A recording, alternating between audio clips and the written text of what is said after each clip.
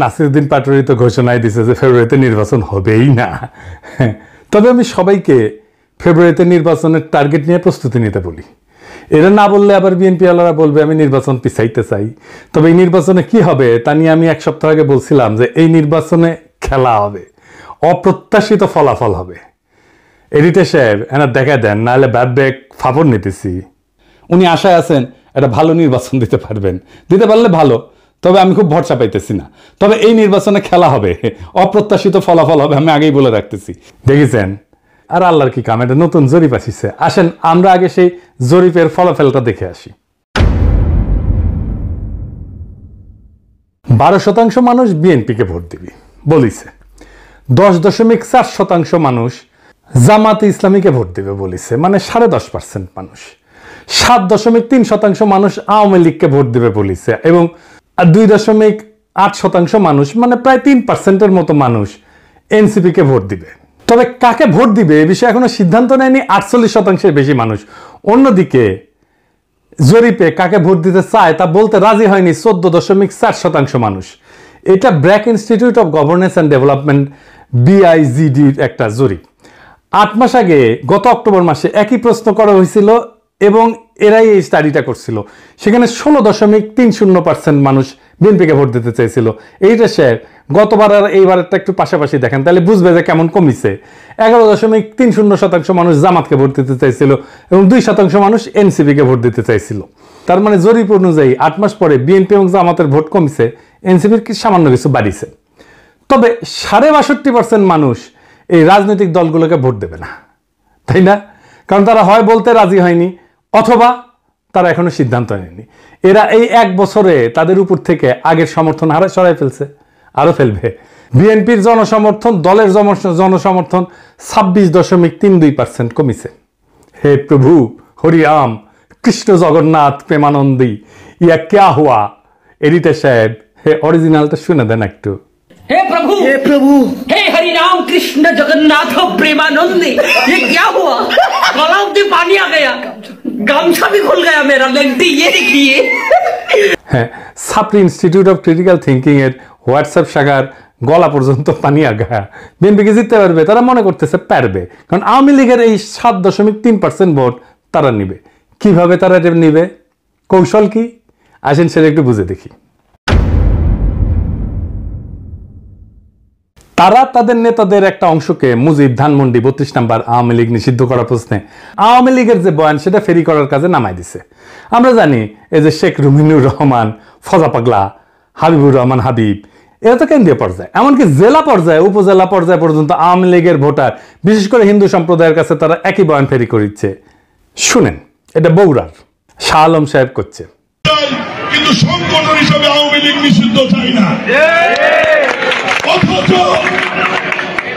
আজকে যারা বেহেশতের টিকিট দিতে চায়, জামাতের মধ্যে একটি নতুন সংগঠন করেছে হিন্দু জামাত, এটা কখনো সম্ভব? তারা এবং নতুন একটি রাজনৈতিক দল মিলে 3 দিনের ভুয়া আন্দোলন করে স্বাধীনতার নেতৃত্ব করে একটি রাজনৈতিক দল, বাংলাদেশের সবচেয়ে পুরনো একটি রাজনৈতিক দল, সেই দলকে বাংলাদেশে নিষিদ্ধ করেছে, যেটা রাজনৈতিক ভাবে সঠিক সিদ্ধান্ত হয়েছে বলে আমি বিএনপির একজন কর্মী হিসেবে মনে করি না।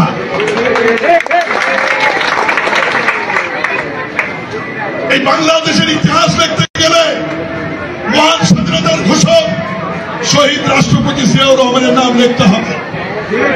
এই বাংলাদেশের স্বাধীনতার ইতিহাস রচনা করতে গেলে মুক্তিযুদ্ধের নেতৃত্বকারী দল আওয়ামী লীগের তৎকালীন সভাপতি শেখ মুজিবুর রহমানকে অস্বীকার করা যাবে না।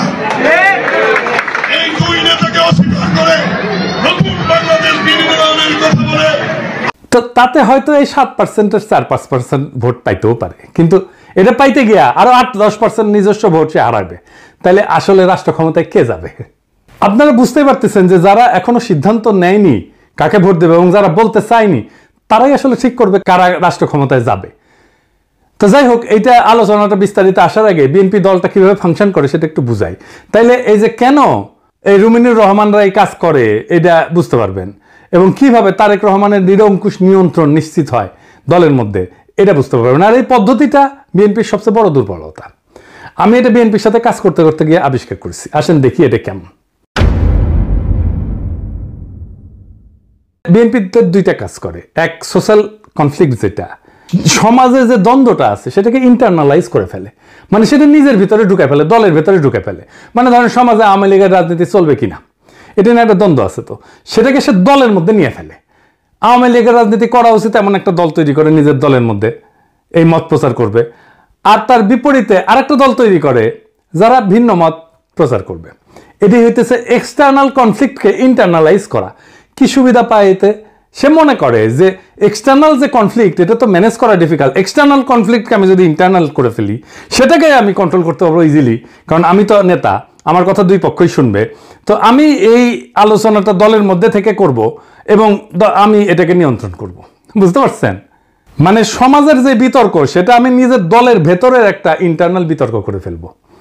দলের ভেতরে যদি আমি ইন্টারনাল, সমাজ তো আমার কথা শুনে না, তো দলের ভেতরে যদি আমি ইন্টারনাল কনফ্লিক্টটা নিয়ে আসি তাহলে দলের লোক সবগুলো আমার কথা শুনতে বাধ্য হবে। আর একটা বিষয় হইতেছে যে এরা একজনকে আরেকজনের পিছিয়ে লাগিয়ে দেয়। এই যে কনফ্লিক্টটা দলের ভিতরে নাই সেটা তৈরি করে। আমাকে এই যে ওয়াহিদুজ্জামান অ্যাপোলো একদিন বলে ফোন মেরা যে বিএনপির অনেক লোক বলে যে আপনি রয়ের এজেন্ট।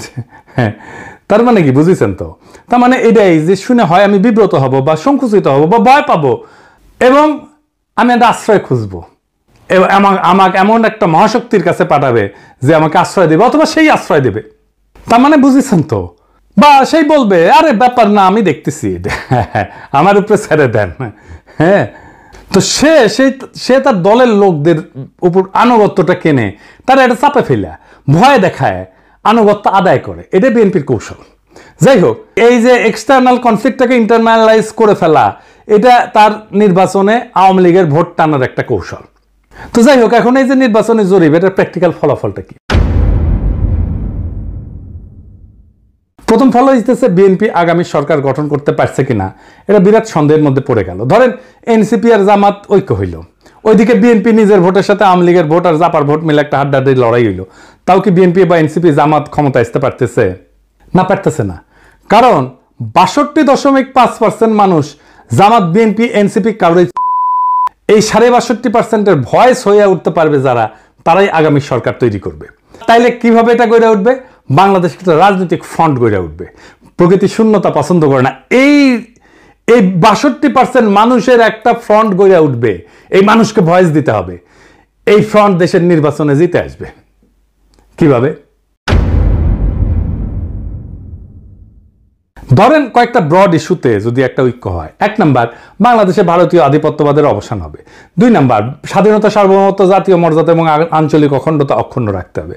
3 নাম্বার, আওয়ামী ফ্যাসিবাদের চিরস্থায়ী অবসান ঘটাইতে হবে। 4 নাম্বার, একটা ইনসাফ ও সাম্যের বাংলাদেশ বানাইতে হবে। তো এই ইস্যু নিয়ে যদি ফ্রন্ট হয় তাহলে এই 62.5% সেই ফ্রন্টের সাপোর্টার হয়ে যাবে। এখন কইতে পারেন এমন কোন ফিগার আছে যে এই ফ্রন্টের নেতৃত্ব দিতে পারবে?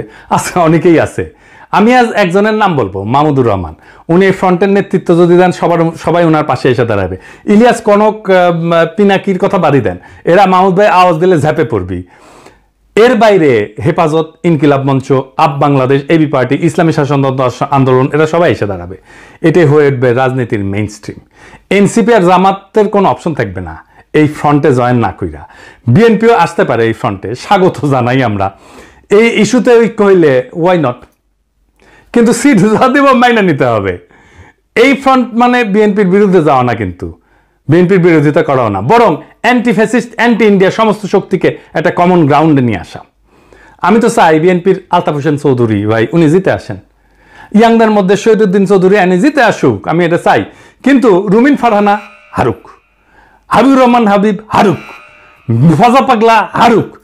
আমি যদি ইলেকশনের আগে দেশে যেতে পারি, আমি আলতাফ ভাইয়ের এলাকায় গিয়ে ক্যাম্পেইন করে দিয়ে আসবো, যেন উনি যেতে ধানের শীষের ক্যাম্পেইন করে দিয়ে আসবো। আমার ক্যাম্পেইনের দরকার নাই ওনার জেতার জন্য, উনি এমনি জিতবেন, কিন্তু আমি যাব আমার নিজের মনের শান্তির জন্য যাব, যে আমি আলতাফ ভাইয়ের ইলেকশনে কিছু কাজ করেছিলাম। তো এই যে ফ্রন্ট, এই ফ্রন্টের সুবিধা কি হবে? এই ফ্রন্টে রাজনৈতিক দলের মাতবরি থাকবে না। রাজনৈতিক দলগুলোকে কিন্তু দেশের মানুষ পছন্দ করে না, বিশ্বাসও করে না। সেজন্য রাজনৈতিক দল অ্যান্টি হাসিনা লড়াইয়ের নেতৃত্ব দিতে পারেনি। এটা মাইনে নিতে হবে সবাইকে। এই ফ্রন্ট 2024-এর বিপ্লব যারা করছে সেই রকম একটা জনগণের ফ্রন্ট হইয়া উঠবে। রাজনৈতিক দল যা খুশি তাই করতে পারবে না। এনসিপির বালখিল্যতা, জামাতের রাজনৈতিক ভুল, অন্য ছোট দলের ন্যাশনাল ইম্প্যাক্ট তৈরি করার অক্ষমতা সব দূর হয়ে যাবে। এক নতুন আশায় দেশবাসী বুক বাঁধবে, সারা দেশে এক নতুন আশার সঞ্চার হবে। আমরা কলা গাছ যদি দাঁড় করাই দিই, বেশিরভাগ আসনে তারা জিতে আসবে। আমরা বিএনপির ট্রু ন্যাশনালিস্ট নেতাদের আসনে কোনো প্রার্থী দেব না। আমাদের মার্কা হবে বাম্বু। বাম্বুর দাবরানিতে দেশকে আবার সঠিক রাস্তায় নিয়ে আসবো। এই 62% থেকে বাংলাদেশের আগামীর রাজনীতি উত্থিত হবে। প্রশ্ন হচ্ছে, মাহমুদ ভাই কি রাজনীতিতে এভাবে আসতে রাজি হবেন? না, হবেন না। ওনারা যারা চেনেন তারা জানেন উনি হবেন না। এই ভিডিও দেখার পরে উনি আমার ফোন দিয়ে ঝাড়ি দিবেন, বলবেন এসব কি পাগলামি শুরু করিস, আমি আমার দেশ নিয়ে আসছি, আমার বয়স হয়েছে। তো যাই হোক, উনি যাই বলুক, সক্রেটিস বলছিলেন সেই নেতাই শ্রেষ্ঠ নেতা যে অনিচ্ছুক নেতা। মাহমুদ ভাই অনিচ্ছুক নেতা, তাই উনার বাংলাদেশের সেরা নেতা হওয়া সম্ভব। এইটারে বলে সিনিসিনাটাস আর্কিটাইপ। কঠিন লাগিচ্ছে হ্যাঁ কথাটা শুনে, টার্মটা শুনে, কিন্তু এটা খুব মজার ইতিহাস আছে। আসেন শুনি। উনার নাম ছিল লুসিয়াস কুইন্টিয়াস সিনসিনাটাস। 458 খ্রিস্টপূর্বাব্দে একজন রোমান সম্রাট ছিলেন তিনি। এই গল্পটা শুরু হয় একটা গভীর সংকট দিয়ে।